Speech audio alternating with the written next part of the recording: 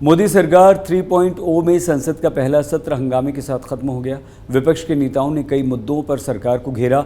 जब पीएम मोदी की बारी आई तो उन्होंने पहले लोकसभा और फिर राज्यसभा में चुन चुन कर पलटवार किया। हर आरोप का जवाब दिया। नीट से लेकर मणिपुर तक, इमरजेंसी से लेकर भ्रष्टाचार तक, हर मुद्दे पर पीएम ने विपक्ष पर पलटवार किया। और मैंने कल लोकसभा में कहा था, अब कांग्रेस का परजीवी युग शुरू हुआ है। ये परजीवी कांग्रेस है, जहां वो खुद अकेले लड़े वहां उनका स्ट्राइक रेट शर्मजनक है, और जहां किसी के सहारे, किसी के कंधे पर बैठने का मौका मिला, वहीं पर से बच करके आए हैं। देश की जनता ने आज भी उनको स्वीकार नहीं किया है। प्रधानमंत्री नरेंद्र मोदी ने चुन चुन कर हमले किए। कांग्रेस पर एक के बाद एक कई धारदार वार किए। आज राज्यसभा में तो कल लोकसभा में, कभी कांग्रेस पर तो कभी सीधा राहुल गांधी। पूरी तरह सवार हो जाती है तो सदन में भी किसी के गले पड़ जाते हैं। ये बालक बुद्धि अपनी सीमाएं खो देती है तो सदन के अंदर बैठ उतर के आंखें मारते हैं, आंखें मारते हैं। आज देश इनसे कह रहा है, तुमसे नहीं हो पाएगा, तुमसे ना हो पाएगा। मंगलवार को लोकसभा में प्रधानमंत्री ने किस्से, कहानी और फिल्मी चर्चा को भी विपक्ष पर हमले का हथियार बनाया। आप सबको शोले फिल्म की वो मौसी जी याद होगी। तीसरी बारी तो आ रहे हैं, पर मौसी मोरल विक्ट्री तो है ना।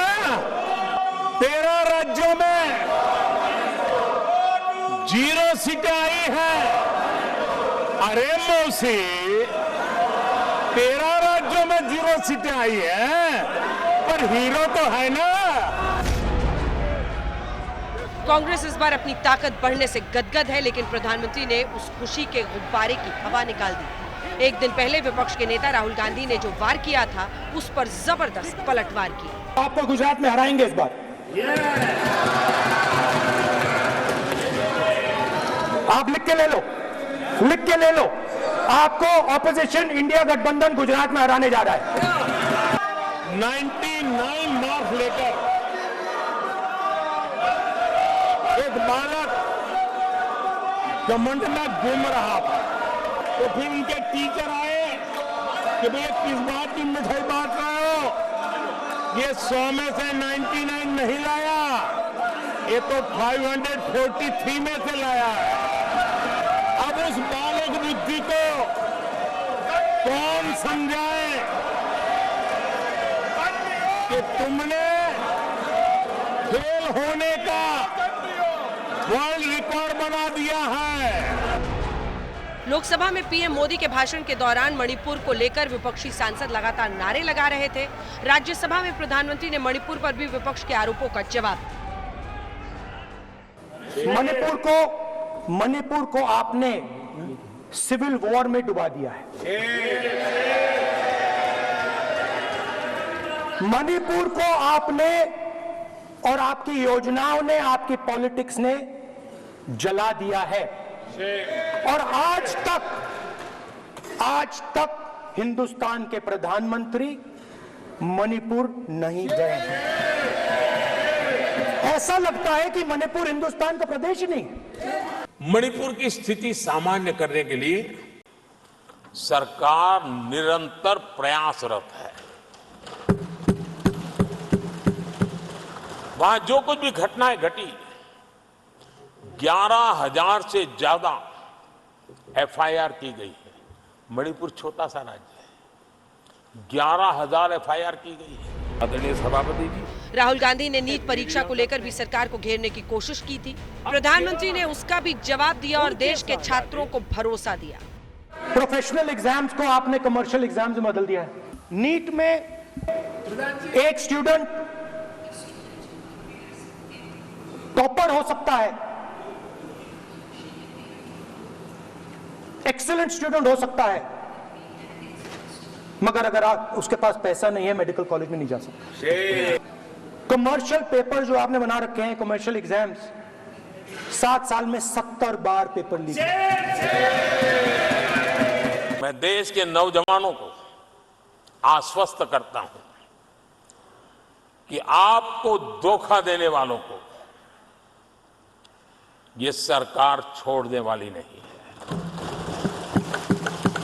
मेरे देश के नौजवानों के भविष्य के साथ खिलवाड़ करने वालों को सख्त से सख्त सजा मिले, इसके लिए एक के बाद एक एक्शन लिए जा रहे हैं। पीएम मोदी ने जांच एजेंसियों के दुरुपयोग के आरोपों को लेकर भी विपक्ष को आईना दिखा दिया। जांच एजेंसियों का ये सरकार दुरुपयोग कर रही है, ऐसा कहा गया है। आदरणीय सभापति जी, अब आप मुझे बताइए, भ्रष्टाचार करे आप, शराब घोटाला करे आप, बच्चों के क्लास के बनाने में घोटाला करे आप, पानी तक में घोटाला करे आप, आपकी शिकायत करे कांग्रेस, आपको कोर्ट में घसीट करके ले जाए कांग्रेस, और अब कार्रवाई हो तो गाली दे मोदी को। जो लोग अपने आप को हिंदू कहते हैं, इसमें कोई शक नहीं कि इस बार विपक्ष की ताकत बढ़ी है, लेकिन ये भी हकीकत है कि इस बार भी सरकार पूर्ण बहुमत वाली ही है, उतनी ही ताकत। आज तक ब्यूरो। गुजरात सरकार ने शिक्षकों की भर्ती प्रक्रिया को स्वीकृति दे दी। इस वर्ष के अंत तक अलग अलग पदों पर 24,700 शिक्षकों की भर्ती की जाएगी। मुख्यमंत्री भूपेंद्र पटेल की अध्यक्षता में हुई कैबिनेट की बैठक में इस पर मुहर लगी। सरकारी और अनुदान प्राप्त स्कूलों में शिक्षकों की भर्ती प्रक्रिया के लिए प्रस्तावित भर्ती कैलेंडर को अंतिम रूप दिया गया। मुख्यमंत्री भूपेंद्र भाई पटेल साहब की अध्यक्षता में कैबिनेट की बैठक हुई और एक अहम फैसला आज लिया गया है। गुजरात राज्य के अंदर धोरण 1 से लेके धोरण 12 तक, मतलब के प्राइमरी एजुकेशन और माध्यमिक एजुकेशन दोनों के लिए करीबन 24,700 जितने नए शिक्षकों की भर्ती का ऐलान किया है। और ये भर्ती के लिए कैलेंडर भी ये दिसंबर मास तक हम पूरा करके ये भर्ती करने वाले हैं। इसकी बात और ये बहुत सही निर्णय युवाओं के लिए, जो शिक्षित बेरोजगार थे उनको एक नई अपॉर्चुनिटी देने के लिए ये बात की गई है। गुजरात में मानसून की पहली बारिश ने खतर मचा दिया। जूनागढ़, सूरत के कई इलाकों में बारिश के बाद पानी ने डेरा जमा लिया। सबसे बुरा हाल ग्रामीण इलाकों का है, जहां हर तरफ बाढ़ ही बाढ़ है।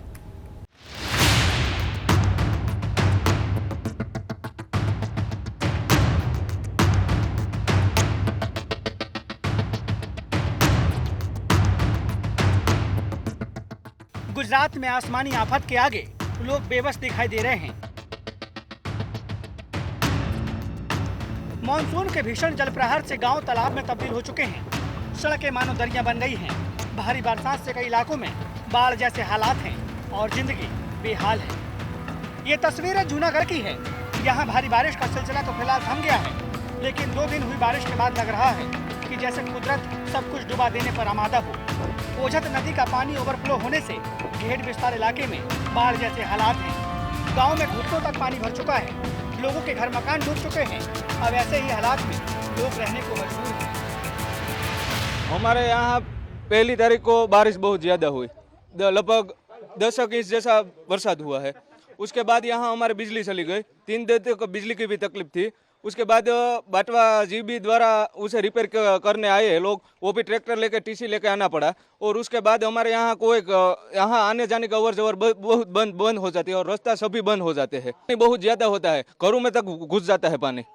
घर में ही सब खाटले के ऊपर रहना पड़ता है हमें। जी सर, यही हर साल यही स्थिति होती है और बरसों से यही चली आ रही है, क्योंकि कोई मतलब काम करने वाला है नहीं और हमारे यहाँ सिर्फ नेता बदलते हैं, परिस्थिति ऐसी वैसी रहती है। सब यहाँ पे आ जाते हैं, जब इलेक्शन होता है तब आते हैं, सब आश्वासन दे के चले जाते हैं, फिर यही हाल होता है और हर साल यही हाल होता है। हमारे यहाँ मानसून में बहुत परेशानी का सामना करना पड़ता है।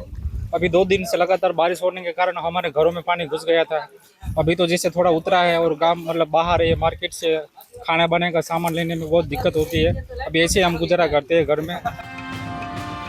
ये सूरत का बालेश्वर गांव है।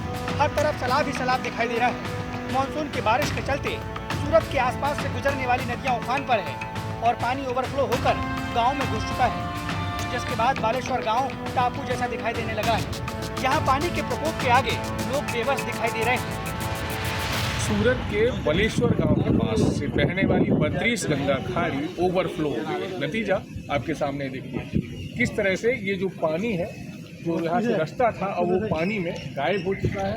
ये बलेश्वर एंड इसरोली लिखा हुआ है, क्योंकि 2 गांव हैं यहाँ पर, बलेश्वर और इसरोली, उनका नाम लिखा हुआ है और उनसे जोड़ने वाला ये आप देखेंगे तो रास्ता था जो अब नदी के रूप में तब्दील हो गया है। रास्ता यहाँ से गायब हो चुका है। पिछले 2-3 दिनों से यही यहाँ पर हालात हैं। आगे हम देखेंगे तो वहाँ पे गांव है, जो घर बने हुए हैं, वहाँ तक तो हम नहीं पहुँचा सकते हैं, वहाँ से शायद लोगों को निकाल लिया गया होगा।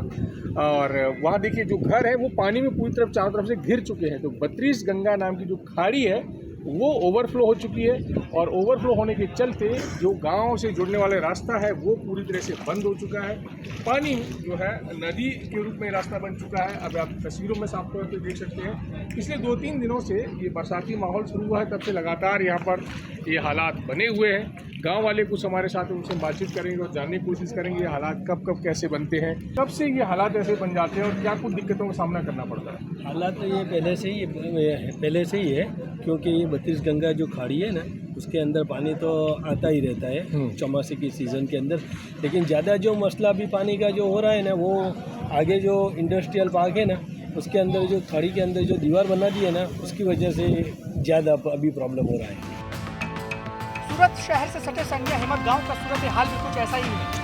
पूरे गांव में पानी ने डेरा जमा रखा है और इसी पानी के बीच लोग आने जाने को मजबूर हैं। बारिश के इस मौसम में प्रशासन की किस तरह से पोल खुलती है, इस तस्वीर में और दिखाने जा रहे हैं। सूरत का सड़िया अहमद गांव है और तस्वीरों में आपको दिखा सकते हैं कि ये मंदिर आप देखेंगे जहां आम दिनों में लोग पूजा पाठ करने के लिए आते हैं और यहाँ भगवान खुद विराजमान है। खोडियार माता का ये मंदिर है और मंदिर के अंदर आप देखेंगे तो जल भराव इस तरह से हो गया है। भगवान भी है, माता रानी भी है, वो भी इस पानी में कहीं न कहीं डूब चुकी हैं और ना ही भक्त नजर आ रहे हैं। मंदिर के जो गेट पे आप देख सकते हैं किस तरह से गेट बंद किया हुआ है। तो ये तस्वीरें सूरत के सड़िया अहमद गांव की है, जो सूरत महानगर पालिका के अंदर ही आता है और हर साल इस तरह से यहाँ पर ये तस्वीरें नजर आती हैं। ये गाँव का जो एक हिस्सा है वो पूरी तरह से जलमग्न हो जाता है। आप देखेंगे कि गाँव वाले, जैसे आज तक की टीम यहाँ पर पहुँची है, तो गाँव वाले यहाँ पर इकट्ठे हो गए हैं और अपनी समस्या को बयान करने के लिए। आप उधर देखेंगे तो देखिए किस तरह से चारों तरफ पानी भरा हुआ है। आप देखेंगे जहां भी नजर डालेंगे, और ये तस्वीरें पहली बार नहीं है, हर साल इसी तरह की तस्वीरें यहाँ से सामने आती हैं। लेकिन गुजरात सरकार हो, सूरत महानगर पालिका हो, नेतागिरी हो, कोई भी इस मामले को लेकर कभी कोई एक्शन नहीं लिया जाता कि गांव वालों को जो उनकी तकलीफ है उसे किस तरह से छुटकारा दिलाया जा सके। मानसून की बारिश शुरू होते ही सरकारी दावों की भी पोल खुलने लगी है। लोकसभा चुनाव से पहले ही सूरत धुलिया हाईवे पर इस ओवरब्रिज का उद्घाटन किया गया था। अभी चंद महीने ही बीते हैं और ओवरब्रिज की सड़क धंस गई है और कई जगह दरारें भी पड़ने लगी है। साल पे बन के तैयार हुआ और 1 साल भी नहीं बीता कि उस ब्रिज की रोड बैठ गई है, मट्टी धंस गई है। हम इस वक्त वहीं मौजूद हैं जो सूरत बारडोली रोड पर एक ओवर ब्रिज आता है जो दस्तान रेलवे क्रॉसिंग पर बना हुआ है। यहाँ पर आप देख सकते हैं कि जो यहाँ के जो भी ठेकेदार या जवाबदार अधिकारी होंगे, उन्होंने इस तरह से यहाँ पर ये बैरिकेड जैसा रख दिया है जो बता रहा है कि यहाँ पे रोड खराब है। हम आगे आपको ले जाके बताने की कोशिश करेंगे। देखिए किस तरह से जो ब्रिज 10 सालों में बनकर तैयार हुआ है वो पहली ही बारिश में, क्योंकि 1 साल भी नहीं हुआ इसको उद्घाटन हुआ, इलेक्शन से पहले इसका उद्घाटन किया गया था। आप देख सकते हैं कि किस तरह से इसमें दरारें पड़ गई हैं। 3 तरफ हाईवे के अंदर 2 तरफ और तीसरी तरफ आप देखेंगे जो सर्विस रोड बना हुआ है वहां पर भी पूरी मिट्टी धंस चुकी है और ये पूरा कंस्ट्रक्शन जो है टूट चुका है। गुजरात में पिछले 48 घंटे से बारिश नहीं हुई है। इसके बावजूद जूनागढ़ और सूरत समेत कई जिलों के ग्रामीण इलाकों में पानी ही पानी दिखाई दे रहा है। सड़कों पर दरिया बह रहा है और लोग इसी दरिया में जीने को मजबूर हैं।